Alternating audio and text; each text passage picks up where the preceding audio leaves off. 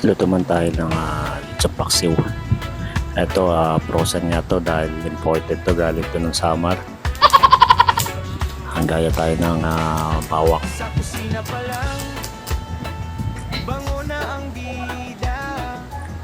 So natin sibuyas. At kumuha na nga ako dyan ng pamintang buo. Ayan, dinurog ko kasi meron ako powder.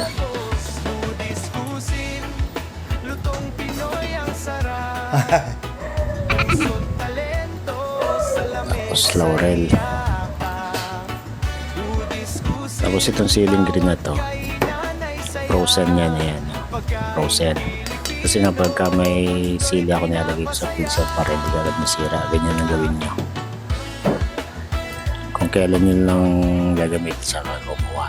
Naglagay na ako ng mantika dyan. Pinisa ko na yung bawang,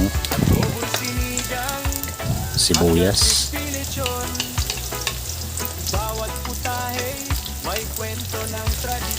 syempre yung karne natin na frozen. Ayan. Pero pa yan nung last December, dinagawin dito sa Maynila. Kaya naglagay na rin tayo ng tubig dyan. Hinalo ko konti.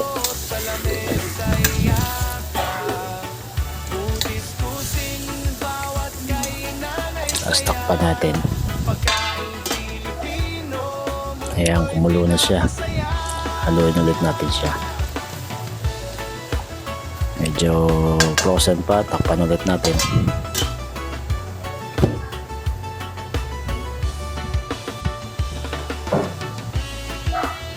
Ayan, konti na lang yung sabaw. Haluin ulit natin. Impla na natin ang suka. Sukang tuba yan, sukang tuba. At yung ating syempre mang tumas.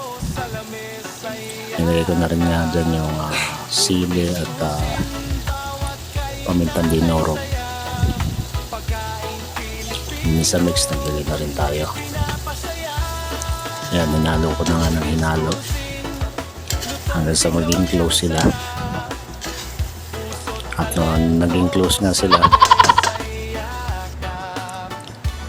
ayan, nilipat na natin sa lagayan